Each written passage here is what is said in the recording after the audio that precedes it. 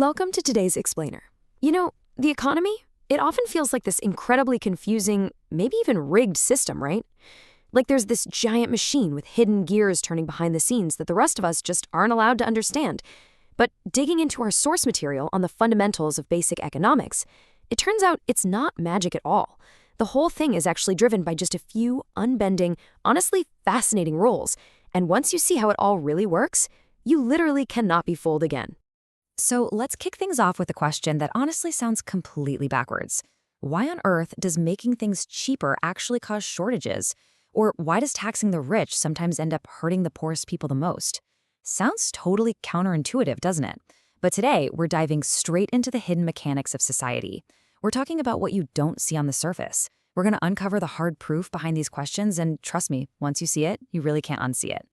All right, rule number 1, rewards over intentions. Let's look at a perfectly illustrative case study from back in 2008 to see how human systems actually respond to rewards. So, the state of Maryland had a problem. They needed cash, and they came up with an idea that sounded super straightforward. Just tax the rich people a bit more.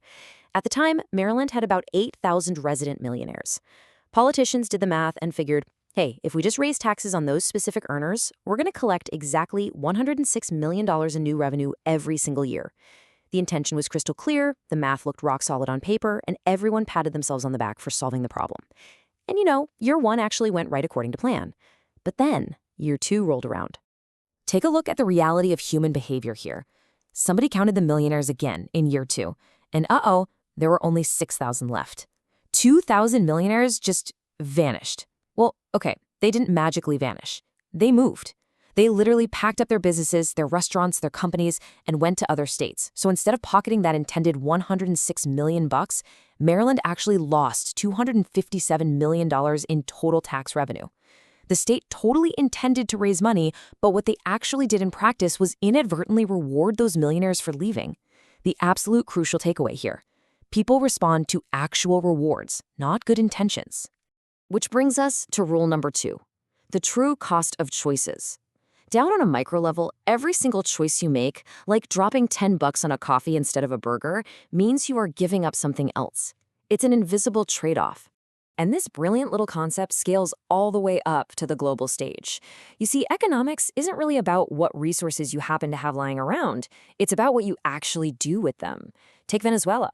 They are sitting on massive oil reserves, and theoretically, they should be unbelievably rich, yet the country is really struggling economically. Now, flip that over and look at Switzerland. They basically have nothing in the ground, resource poor, yet they're one of the richest, most thriving nations on Earth.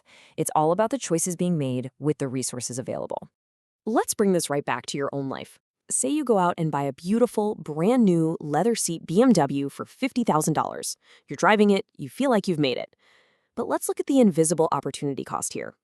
If you had bought a perfectly good Toyota Corolla for, say, $20,000 instead, and then invested that remaining $30,000, well, in 30 years, that investment could easily be worth $250,000.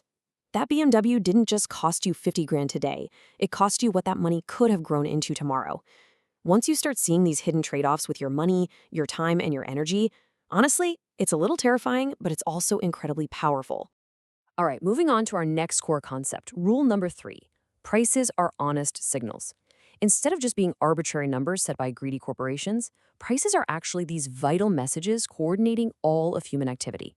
There is this famous historical anecdote cited in our source material that just perfectly nails this idea. Back in the day, Soviet leader Mikhail Gorbachev was visiting Britain, and he was just absolutely blown away by the sheer scale of London. He turns to Prime Minister Margaret Thatcher and asks a perfectly logical question if you're a Soviet leader. How do you make sure people get food? Like, how on earth do you coordinate feeding millions of people 3 meals a day when there's no central government office deciding where the bread goes? Thatcher just looks at him and simply replies, I don't. Prices do. And it's so true. Every single morning, fresh fish arrives from Norway, coffee lands from Brazil, and there's absolutely nobody centrally coordinating this massive global logistical dance. Prices are doing the heavy lifting. When something gets scarce, the price naturally goes up, which sends a glaring signal to suppliers, hey, rush in and make more of this. When there's too much of something, prices drop, signaling everyone to slow down. The price is not the enemy here. It's just an honest signal telling you the absolute truth about supply and demand. So what exactly happens when we decide to ignore those signals? Well, That brings us to rule number 4, when price controls fail.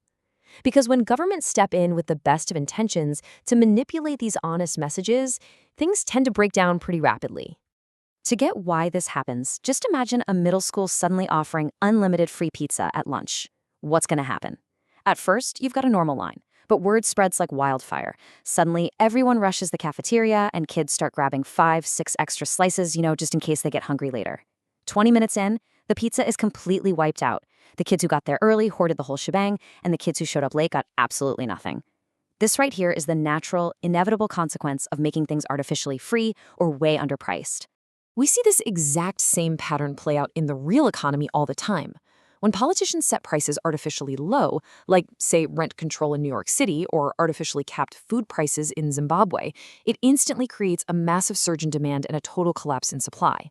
In NYC, landlords realize they're losing money, so they stop fixing up buildings and just abandon them, which creates thousands of empty, rotting apartments right next to huge homeless populations.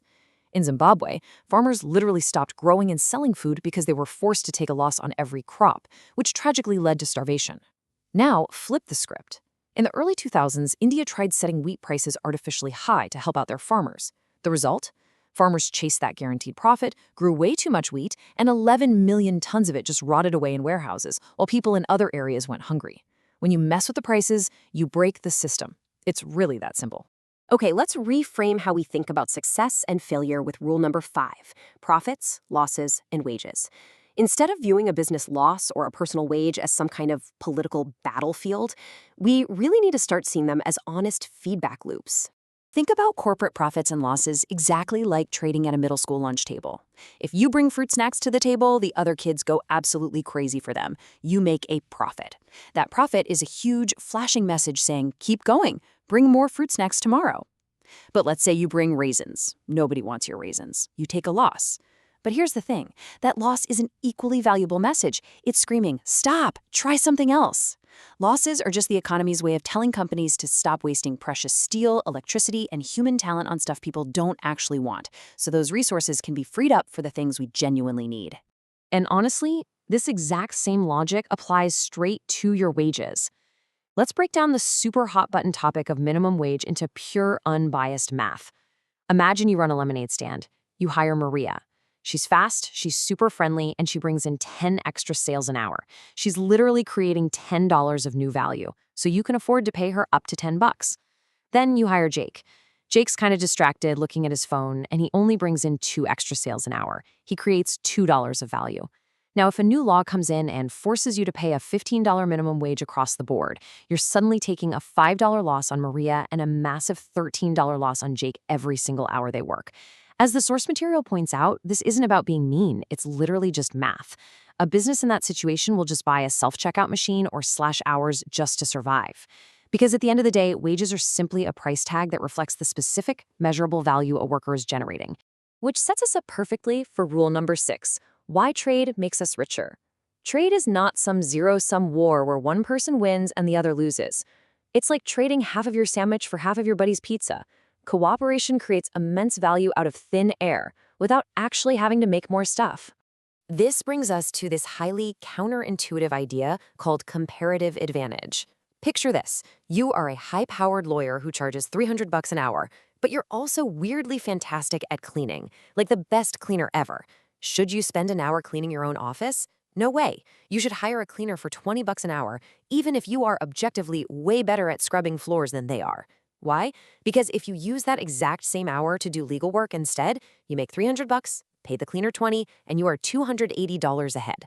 Countries operate the exact same way. You don't win by trying to fix everything you're bad at. You win by trading for it and heavily doubling down on your specific strengths. So if we boil this whole explainer down to its absolute core, it really comes down to these hidden mechanics. 1, people always respond to actual rewards, not just good intentions. 2, every single choice you make has a hidden trade-off attached to it. 3, prices are just honest signals telling you the unvarnished truth about the world. And 4, whether we're talking about global international trade or just managing your own daily schedule, you win by doubling down on your strengths. Understanding these basic invisible rules empowers you to manage your own time, money, and energy so incredibly well that you become absolutely impossible to fool. I want to leave you with a thought based on what we've dug into today. Take a look at your own life for a second. We talked about how those raisins failing at the lunch table is just an honest signal to try something new. So what losses or supposed failures in your life right now are actually just honest signals? Signals pointing you away from wasted energy and pointing you directly towards your true value. Definitely something to chew on. Thanks so much for joining me on this explainer, and I really hope this deeper look into the invisible rules of economics leaves you seeing the world just a little bit differently today.